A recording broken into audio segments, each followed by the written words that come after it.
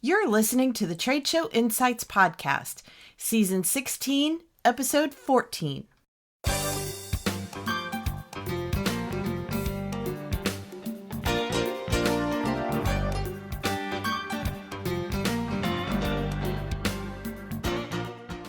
I'm your host and exhibit marketing strategist, Marlis Arnold, bringing you tools to improve your exhibit results. On today's episode, brought to you by the Exhibit Marketers Cafe, we've got a rebroadcast of our virtual lunch with tips to help you manage your to-do list so it doesn't manage you.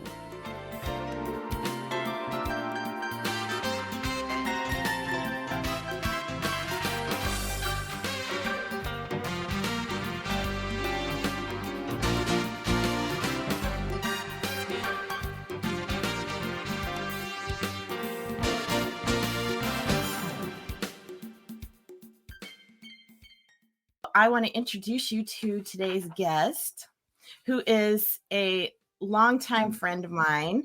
I've actually known her for almost a decade. She's been one of my business mentors, but in case you haven't met her before, Sandra Martini is a small business marketing advisor and client care expert. She's helped hundreds of businesses across the globe create personalized and leveraged systems through her extreme client care process, which is designed to turn strangers into raving fans and lifetime clients and referrers.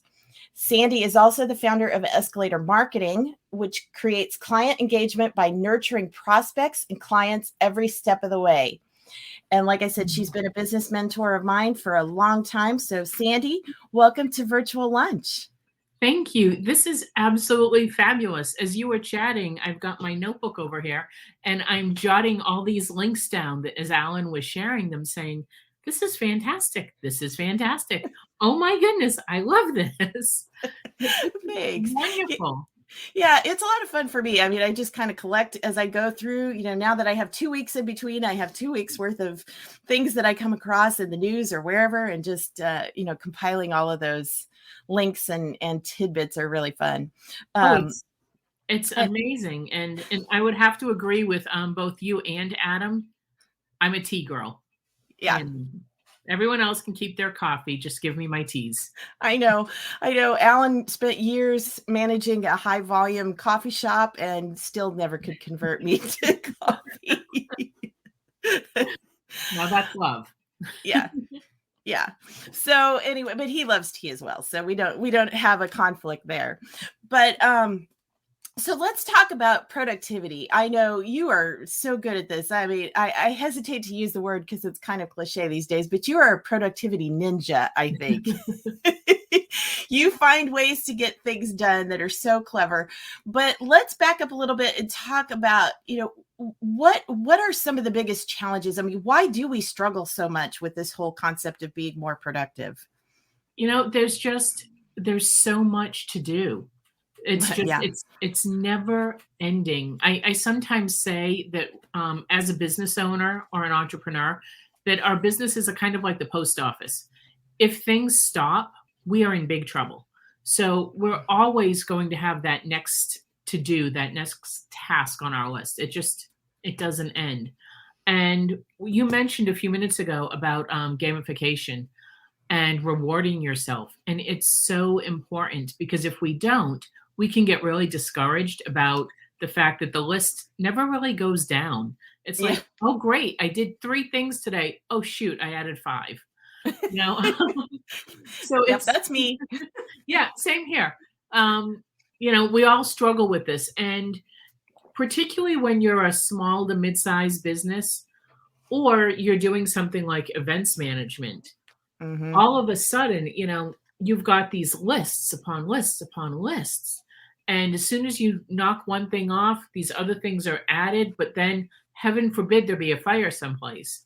And now you've got to figure out, oh, wait, I've got to stop all of my plans and go deal with the fire. And then when you add in the fact that we're all humans. So we've got people, in our world that need caring and taken care of. We've possibly got pets. We've got all of this stuff that's doesn't have anything to do with the business necessarily, and still all needs to happen and get done. I was talking with somebody earlier today, And she looked at me and she said, "Do you know what I feel like, Sandy?" And she has two little girls. And I said, "What?" She said, "I am momming in the margins." Oh, wow. And I was like, "Ooh, all right, we need to change that. We need to flip things around a little bit." And that is, I think, where so many people are, especially with the pandemic, where a lot of people who maybe weren't necessarily working from home before are now, or did, and or suddenly children that would be gone for 6 hours at school aren't Hmm. gone anymore. So now there's all these new distractions. So I like to celebrate when I think of productivity. Even the smallest piece of a project for me is a celebration because every little and I love technology and I'm a paper girl. So Yeah. I love that feeling of going check. Or Yes. depending on my mood, it's either a firm check, it's a little heart to celebrate it, or it's just a smiley face. Those are like my three, yeah, you're done and I don't have to play with you anymore for right now. That's clever. Yeah, I do the check marks, but I had never thought about doing the smiley face or the heart because it's true though. Because I know I get caught up in things and I'm just like racing to, it is somewhat of a game for me. It's like, how many things can I check off today? Yep. But I don't ever take time to actually celebrate that. I mean, it's more like the celebration is just, phew, I survived and I made it through and I checked off 16 things today. So I know one of the things you talk about is replacing the to-do list, the whole concept of the to-do list. So let's talk a little bit about how we just kind of reframe the whole thing. We do. And gamification is one way to do it. Another way, when I think of to do, it feels so heavy for me. It's just that Hmm. phrase, it just feels like you just put like a sack of cement on my shoulders. So I don't think of it as to-dos. I think of it as a success list. I Mm. think of it as my future development list. Everything I'm doing, I assign instead of to do. Sometimes it's as simple as, okay, well, these three things that I'm going to knock off today, they're going to move me this much closer to that thing, whatever that thing happens to be. Hmm. So if you're financially motivated, and some are, some aren't, if you are, then one of the things you can say is, this is my list that's funding my future. So this is Mm. my funding my future list.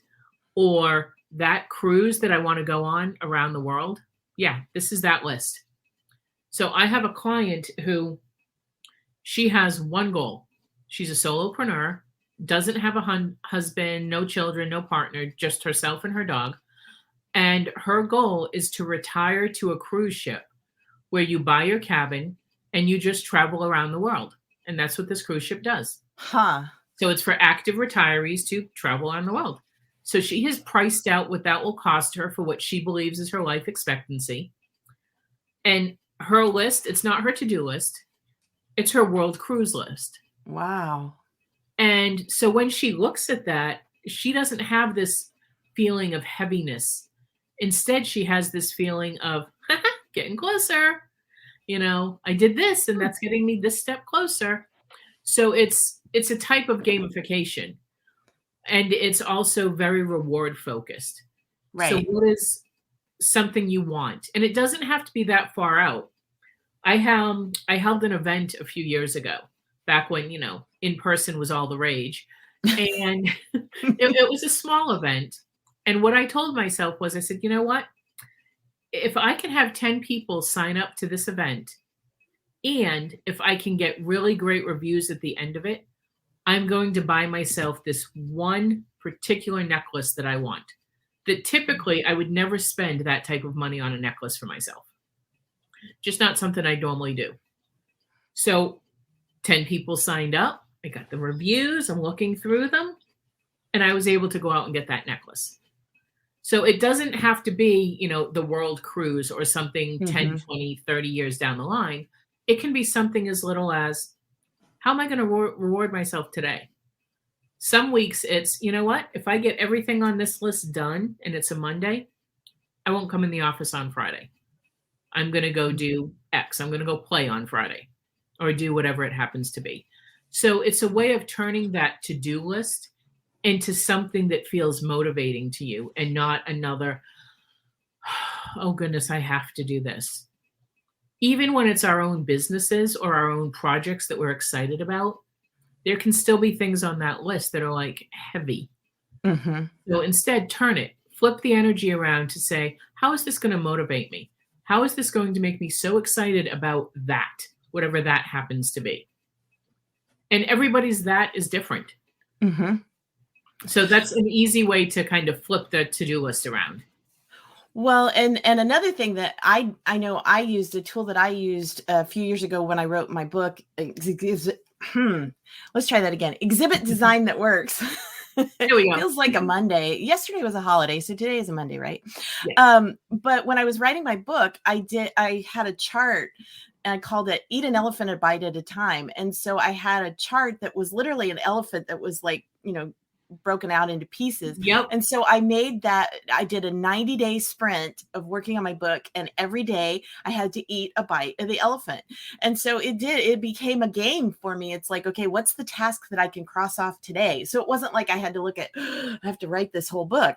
It was, okay, so today I design my book cover, or I interview one person, or, whatever it was. It was just a task a day and not this massive overblown task. Yes. I'm vegetarian. So the eat the elephant always makes me cringe a little. Oh. So I always think of it as the elephant puzzle. Mm-hmm. Same thing. I take the elephant and I break all those pieces like a puzzle and I say, okay, and I've got today's piece. I got to get this done. And when it gets done, it goes, okay, that piece is done. It can go on now. And my goal is to create the whole elephant.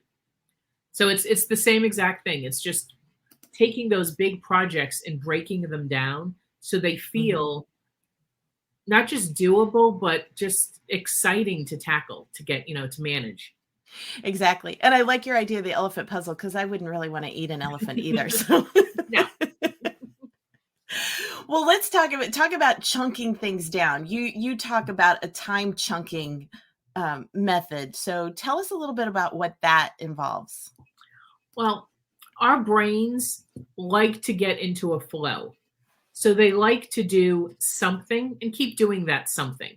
Mm-hmm. So for example, on Tuesdays and Thursdays, I know that I will be working with clients or doing an interview like this today, because that's what I do on Tuesdays and Thursdays. So when I wake up Tuesday morning, I don't have to think about what should I start with, where should I go, what should I do? None of that. My brain is already in client mode. On Mondays, I know that I'm writing. So since I know I'm writing on Mondays, when I wake up, I'm already thinking about that first thing, whether it's a chapter in the book, a blog post, something that one of my client needs, whatever it happens to be. I know that Mondays, it's all about writing. And I know that on Fridays are all about admin, money, numbers, metrics, all of that. Any big decisions that need to be made, planning for the next week. I know all of that's happening in there. So again, when I come into the office, I don't spend time saying, well, I'm in the mood to X. No, my subconscious has already been trained. It's Tuesday, you're working with clients. I already know I'm in a more extroverted frame of mind. I'm very, very introverted as a person. But I know that on Tuesdays and Thursdays, I'm always more extroverted, because I know that I'm coming in with that energy because I need to be working with people. Whereas on the other days, they're more heads down doing stuff myself. Mm-hmm. So I'm in my little introverted place and I can stay there all day because of the type of work that I'm doing. So when we chunk, what we're essentially doing is we're telling our subconscious, this is what I'm doing today.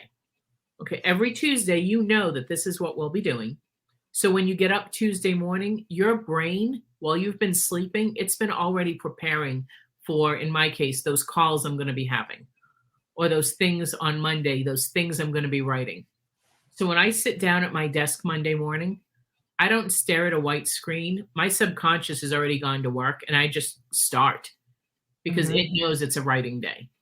So what we find is that instead of trying to constantly switch between types of tasks, we're sticking with the same. Now, these are all different clients. These are all different writing projects, but they're Right. the same, using the same parts of the brain. So the brain gets in the flow. And that makes it so much easier to be uber productive on those days Well, because that you've already given yourself that jump start. Well, that's true because you've got that framework of, this is what I'm focused on for the day and Mhm. not constantly shifting gears like so many of us do throughout the day. And of course, unfortunately, I mean, you have that ability that you can do that framework of a day at a time. In the events world, we don't always have that ability, and we're dealing with a lot of firefighting and interruptions and things. So talk a little bit about that. I know you talk about boundaries and how to try to, I guess, I don't know if you say manage the disruptions, but how to Yeah. how to better deal with them. Well, way back when in a former life, I used to manage logistics for some of former President Clinton's events. So some of the at the White House. So in that world, I No pressure completely there, right? no pressure at all. And I will share that on September 12th of 94, 93, 94, we had a plane crashed onto the White House lawn. Mm. Now, people may remember that it was above the fold of course, every newspaper in America back then. What a lot of people don't know is that we had an event happening on that exact lawn 7 Oh, hours after that plane crashed. So I had literally left the White House at like 1 o'clock in the morning. My phone rang and it was, oh no, spin around. Of course, there's nothing I can do because Secret Service does all that fun stuff. right. But we're in this huddle about we have 1,000 students coming in on buses Oh, for this event because it was the launch of AmeriCorps. So we have them mm. all coming in. What are we going to do? Because these kids are coming from North Carolina, Virginia, all of these places. And we can't hold the event. That lovely piece of tape that I put down where the president was going to stand, it doesn't matter anymore. Nobody cares. So what are we going to do? And it was, okay, how do you manage things in that moment? So I completely get the events world and having to put it all together and figure it out. And the way that I manage myself when I'm managing events, if that makes sense, is I hold a vision of the end result. What is the end result that we want for this event? Just one result. Is it everybody's happy? Is it everybody's informed? What is it? Whatever that end result is, I say, okay, what is the easiest path to get us from here to there?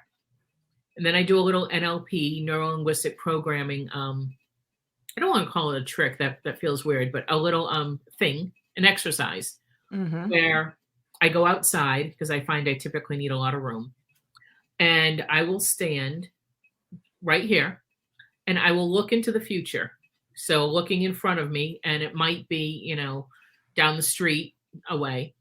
And I'm looking there and I'm saying to myself, okay, we're having this event. That is the end result, whatever that is. And I stare at it and I say, how am I going to feel when the event's over and we've accomplished it? We've not only accomplished it, we have just knocked this baby out of the park. How am I going to feel? And I take that energy. I'm like, okay, I got it. And I walk as quickly as I can to that end spot. And I stand there and I bask in that energy. And typically I have somebody beside me when I'm doing this. And then my eyes are closed and I take a step back and I say, okay, what needs to happen just before the event closes that we know it was a super success? One step back. And I tell the person, and they're writing this down for me. Okay, what's the step that has to happen just before that?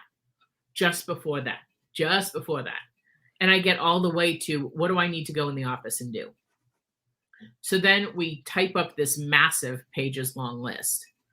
And once that's done, say, okay, now what can we group together? Knowing that we can't spend a day on writing or a day doing this, can we spend 90 minutes on this type of activity? Mm-hmm. and 90 minutes on this type of activity. 90 minutes is kind of it's both kind of the minimum and the maximum of, and everybody's time frame might be a little bit different. Mine's a little shy of 90 minutes of where we can focus on a task enough to get into flow without doing it for so long that we get out of the zone of it and we're looking for that next thing. So is it, okay, so I should be focused on creating all the things that need to be printed for the next 90 minutes and then go take a break, have lunch, do something else, then come back. Do I need to do more of that? Or can I now switch to everything I need to be doing on the phone? Everybody I need to be calling and double checking or emailing. So keeping those chunk times, doing them now instead of like 90-minute chunks, instead of doing your day chunks. And then the most important thing is save an hour every day for, oh my goodness, that just happened. We don't know what that's going to be, but it's going to happen. We do know it'll happen. So save an hour. And I like to save that hour between kind of like 12:30 and 1:30. That tends to be late enough for something to happen and still early enough to do something about it. Your time frame might be a little bit different depending on what you're doing. And I always have at least an hour's worth of tasks sitting there so that if I don't finish, if I don't have the emergency, that's okay. I can do this.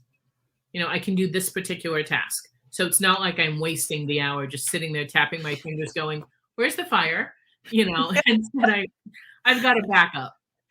I love that. I love that. Like schedule in times for emergencies and then celebrate when you don't have to use them.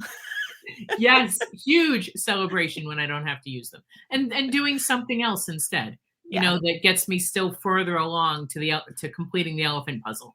Yeah, I love that because I know that so many times that does happen where it's, you've got this thing that comes up and just totally disrupts your day. But if you've got that chunk of time that you've got reserved and like you said, you could shift it around. Like if the emergency happens and you have to do it earlier in the day. But yeah, I really like that idea of carving out that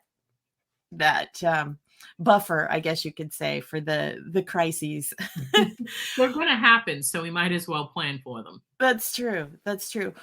Well, I know Sandy has put a lot of great articles up on her blog about productivity, and I've got those already in the YouTube.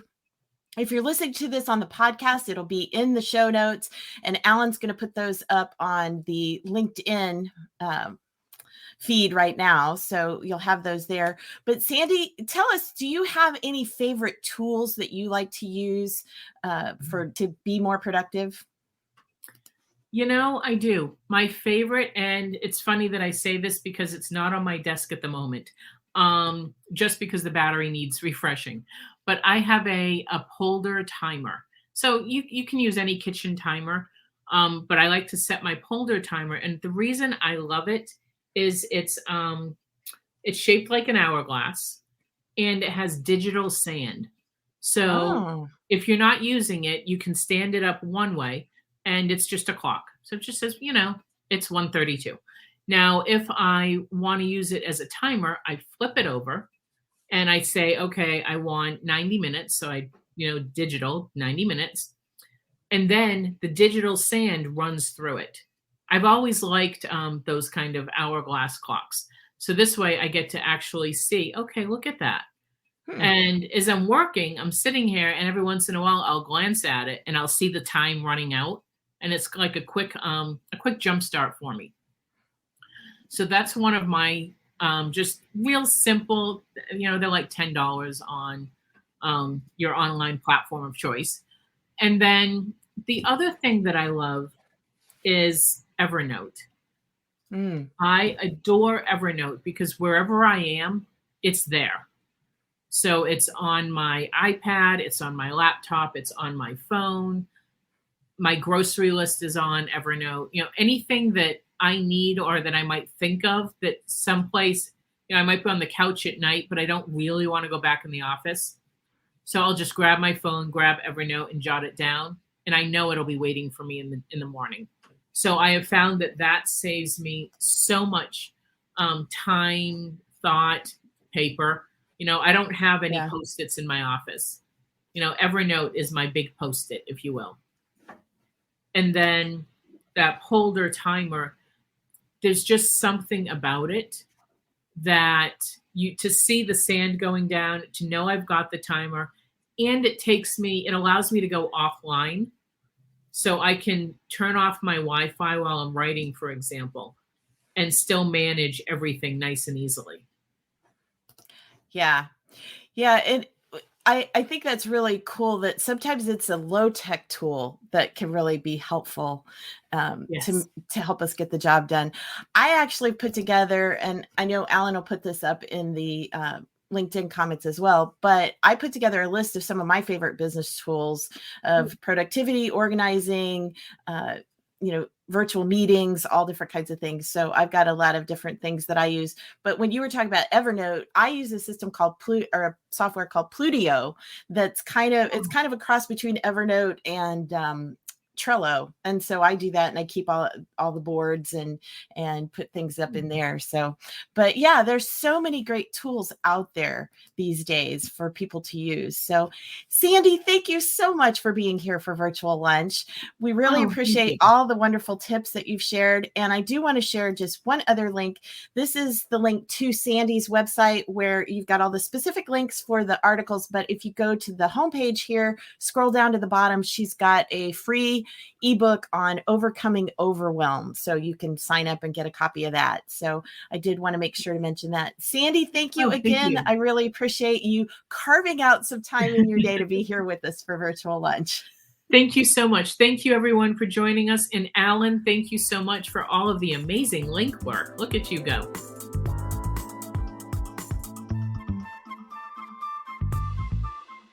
You can find all the links mentioned during our interview in this episode's show notes at tradeshowinsights.com. And if you'd like to join us for an upcoming virtual lunch, you'll find info on that at exhibitmarketerscafe.com/lunch.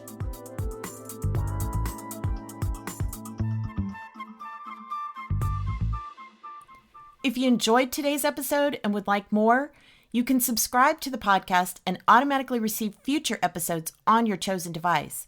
Simply search for Trade Show Insights in Apple, Spotify, Stitcher, or virtually anywhere else that podcasts are found, then click the subscribe button.